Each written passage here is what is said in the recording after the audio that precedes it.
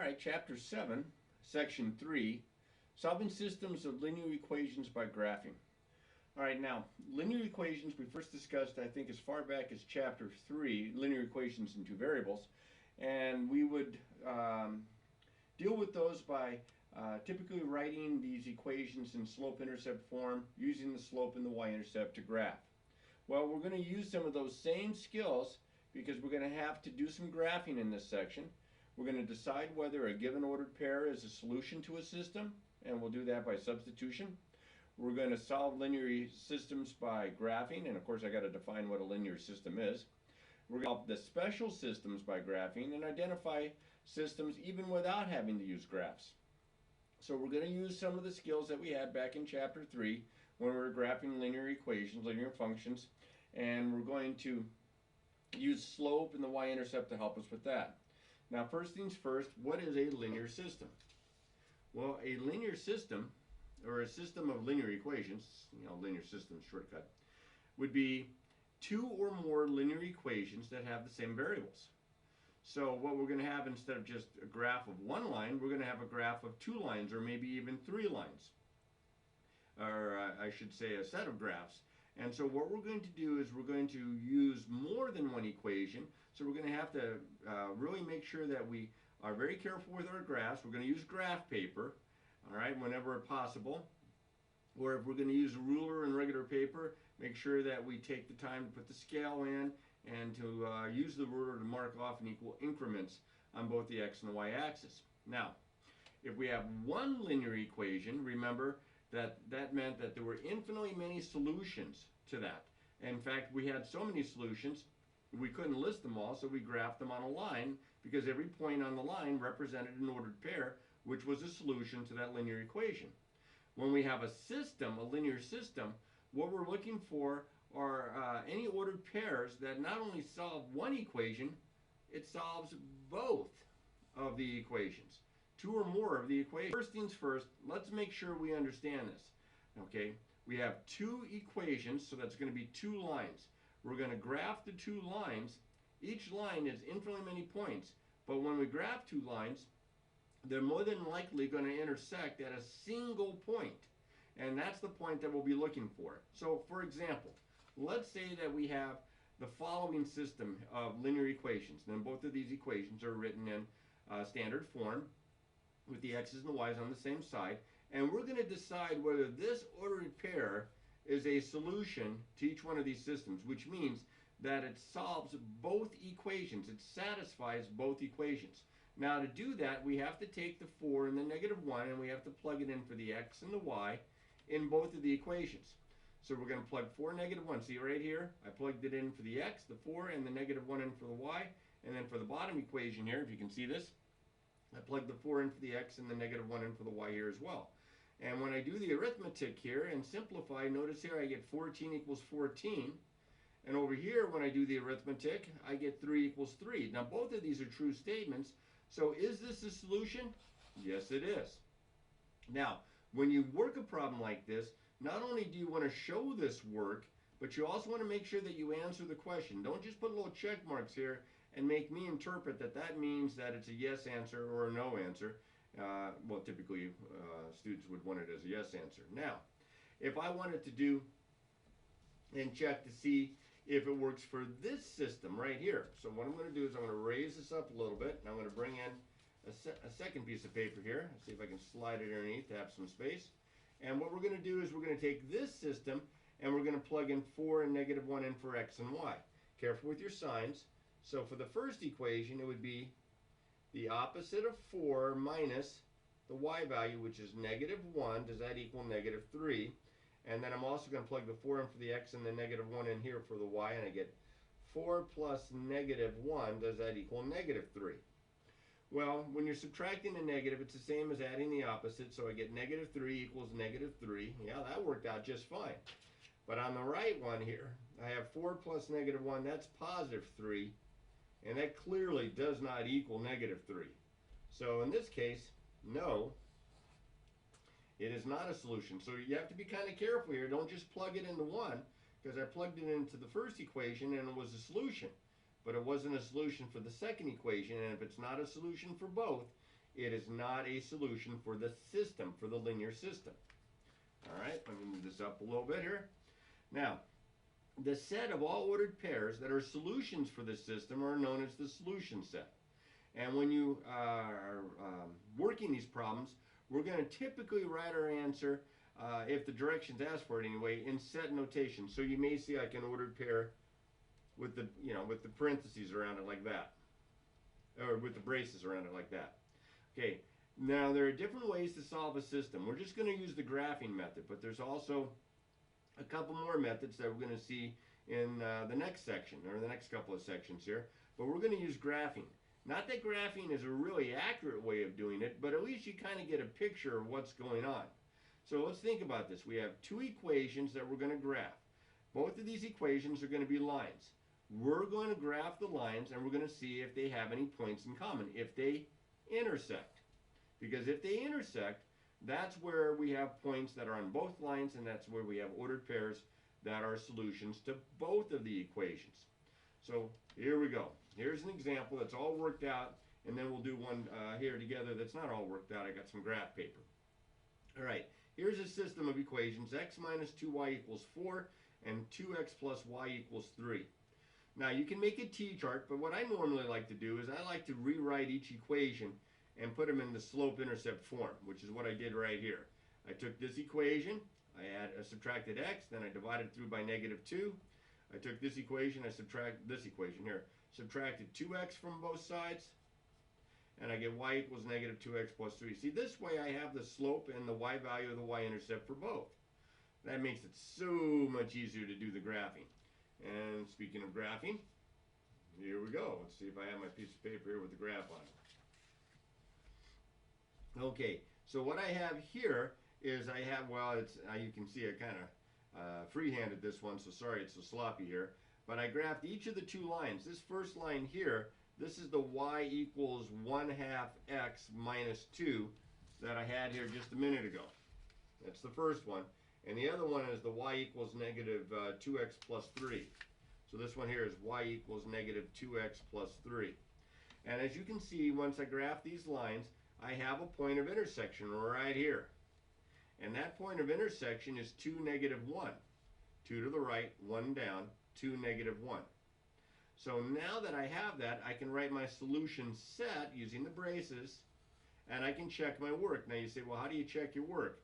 Just like I did with the an example earlier, I would take this ordered pair, which I'm going to write down here, 2, -1, and then I would plug 2 and -1 in for the x and the y in both of these equations to see if it satisfies both equations. If it does, it's a legitimate answer. So you can check your work, and you say, well, what happens if it doesn't make one of them satisfy one of the equations? Well, you may have graphed incorrectly, and you have to go back and check your graphs. Okay, so I went ahead and checked them here, and as you can see, it satisfies both. So how are we going to go about to do this? Well, to graph a linear system, to solve a linear system, I should say, using graphing, I'm going to graph both lines. That might include rewriting the equations and putting them into slope-intercept form, good old y equals mx plus b, because I find it a lot easier to graph lines when it's written in this form. Then I'm going to find the coordinates of any point of intersection, and then I'm going to be able to check my answer. All right. Now, if you're doing multiple choice, of course, you could just work backward and take each one of the answers and plug them in, but that's a lot of work also. So it's good to be able to solve a system, and this is not the only kind of system of equations, linear systems. You'll have systems of equations that won't necessarily be two lines, might be a line and a parabola or something like that. So it's a good process and good to practice.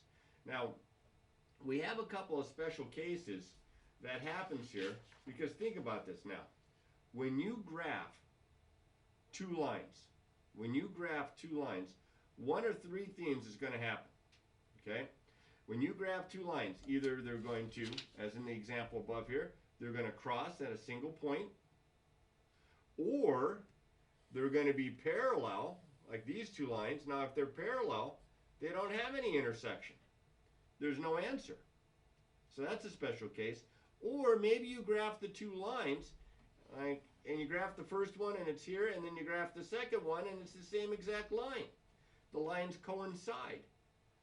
Well, in that case, every point on the first line is a point on the second line. So this would have infinitely many solutions. Every point on the line would be a solution. So you're either going to have no answers, one answer, like this one here, or you're going to have infinitely many answers. If I could spell infinitely many. So we have to consider that. Now, you can kind of see them coming a little bit if you're careful with this, because of the slope. We know that parallel lines have the same slope, and of course if it's the same line, it's going to have the same slope, but it's also going to have the same y-intercept. So you can kind of see them coming. But let's do one first by graphing here. So what I'm going to do is I'm going to kind of slide this up, and I've already kind of tipped my hand here just a little bit, and I've already told you that it's a special case. So when I graph this, let's see if I can make a halfway decent graph freehanding this. You should be using a ruler. Alright. There we go. Okay, so I've got 2x minus y is equal to 1. That is not in slope-intercept form. So the first thing I'm going to do is I'm going to rewrite this into slope-intercept form. So I have 2x minus y equals 1. I'm going to subtract 2x from both sides. And I get the opposite of y equals 1 minus 2x, or negative 2x, plus 1. And then I'm going to divide through by negative 1 to get rid of the negative 1 and the negative in front of the y. And I get y equals positive 2x minus 1. Alright, so this first equation, number 1 here, is y equals 2x minus 1. So 2x minus 1, my slope is 2, my y-intercept's down here at 0, negative 1. So up 2 to the right 1. Oh, I shouldn't freehand this. I'm setting such a bad example. But I'll try to be very neat, because the more accurate your sketch, the better chance you have at getting the answer. So here's the first one. Y equals 2x minus 1. Now the second equation is already in slope-intercept form. Y equals 2x plus 1. So it has slope 2 and it has a y-intercept at 0, 1. 0, 1's up here. So my slope is 2, so that's up 2 to the right 1. And again, I'm freehanding this, which is never a good idea, except when your papers are going to fly everywhere if you don't. And these two lines are parallel. I mean, you can tell that even though my graph is not perfect. And you can also tell that because they have the same slope. The slopes are both 2. And they have different y-intercepts. So they're not the same line, but they have the same slope. So they're parallel, which means there's no solution, which we can represent with the empty set symbol. So in that case, that's special case number 1, where there is no solution. So we write empty set to represent that. Okay? Now, move this over. Okay? And as you can see, I have that all worked out for you in the notes. Whoop, there it is. There it is. I have it all worked out for you, and I have the same lines that I just graphed. No solution. Now, special case number 2, okay, would be to graph this system of equations. Now, in both cases, neither one of these equations is written in a slope-intercept form. But I could change this one in the slope-intercept form if I add x to both sides to get rid of the minus x. So I would have add x, and I have y is equal to x plus 2. So that tells me my slope is 1 and my y-intercept is at 0, 2. So let's see if I can make a reasonable sketch of that.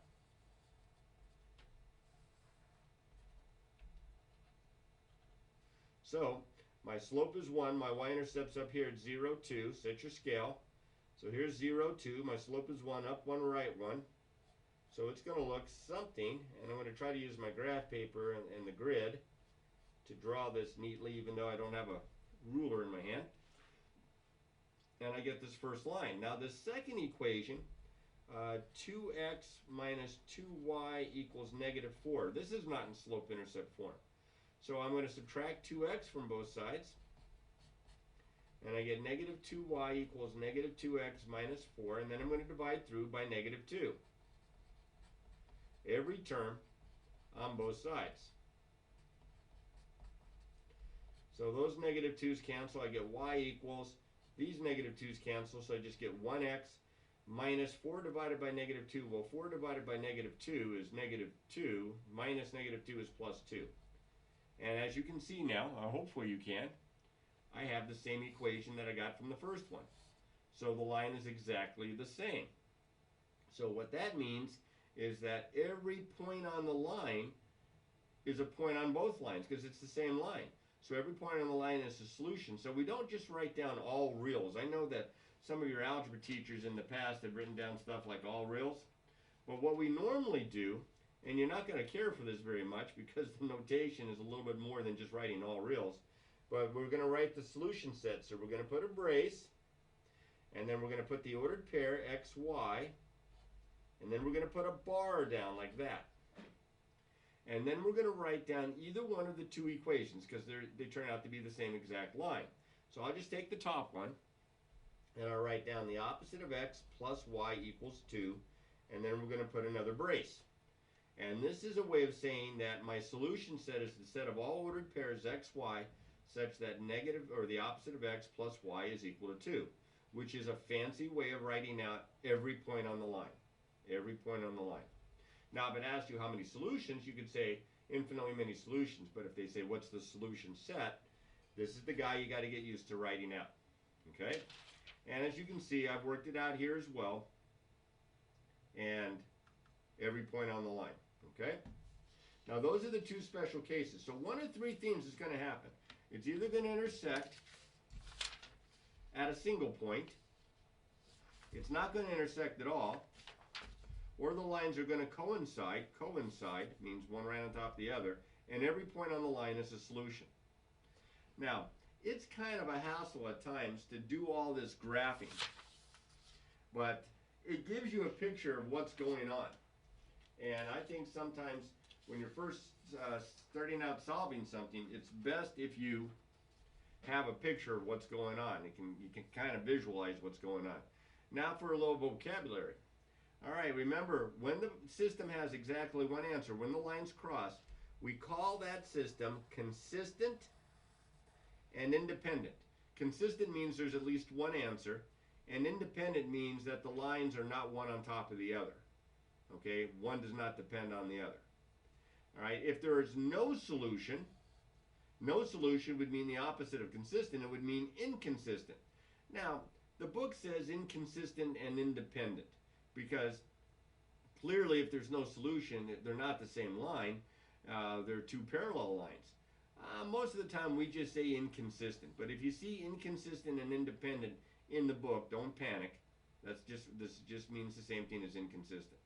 And the third possibility, of course, is when they're the same line and you have infinitely many solutions.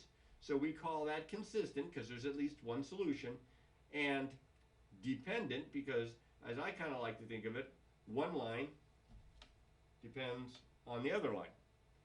Okay? So the lines coincide. So this is the vocabulary that you should probably put to memory because you will see this stuff again.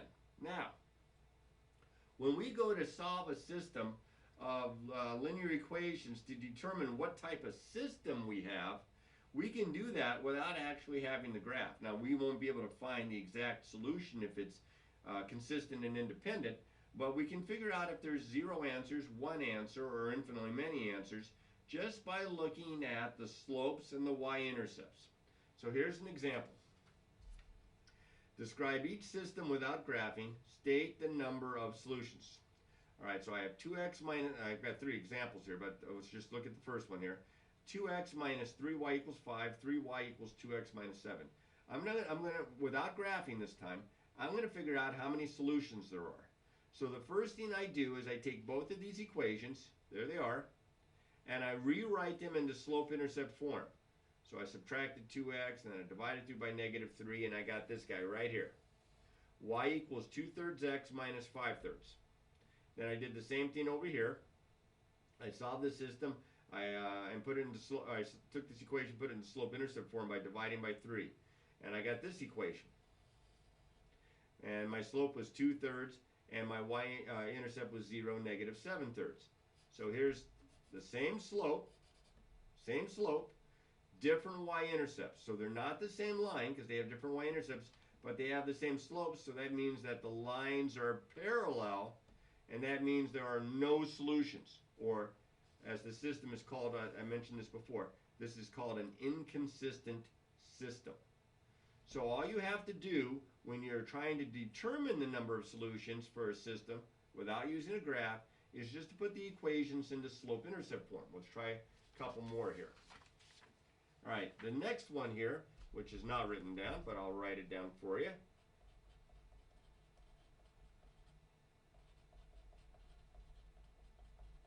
Okay, I'm going to solve this one here by first rewriting each one of these into slope-intercept form. So here's the first one.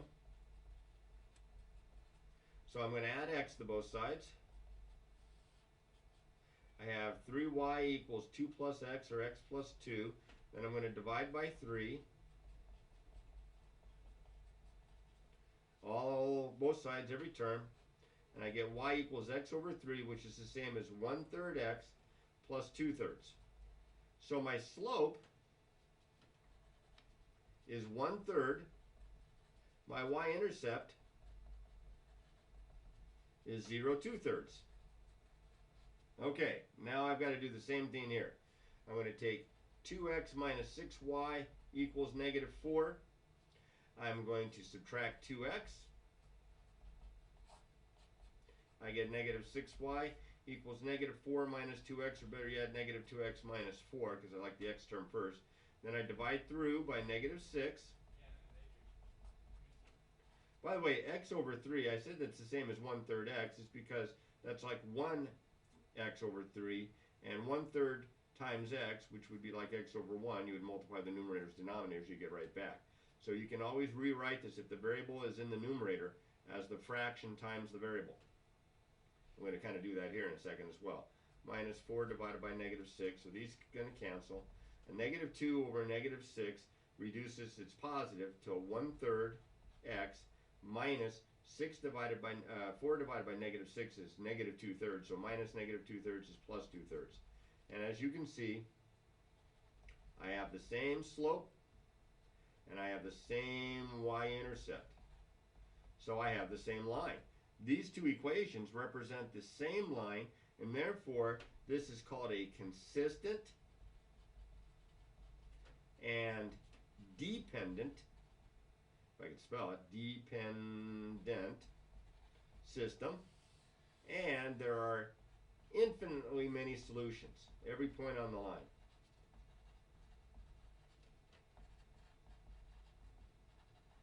Hopefully you can see that okay. I have that a little bit lower than I should. All right, one more. I know these are probably putting you to sleep, but one more just to make sure. This one has a couple fractions in it. I'm going to go through the same steps. First, I'll take the 6x plus y equals 3. I'm going to subtract 6x from both sides.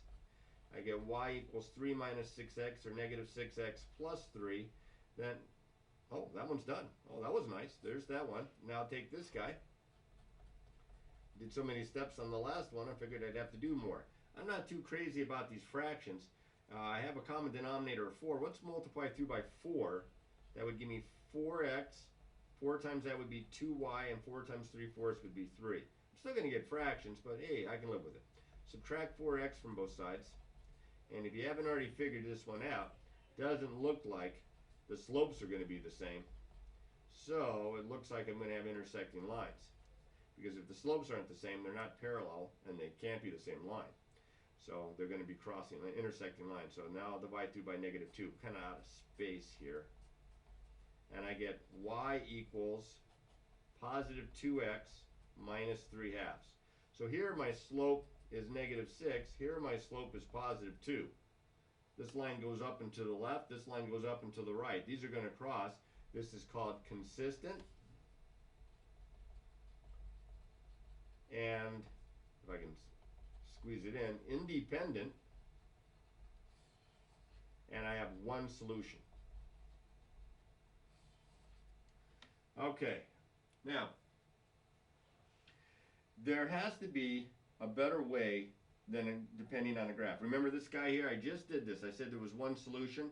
Well, as it turns out, the solution to this equation is 9/16 comma -3/8.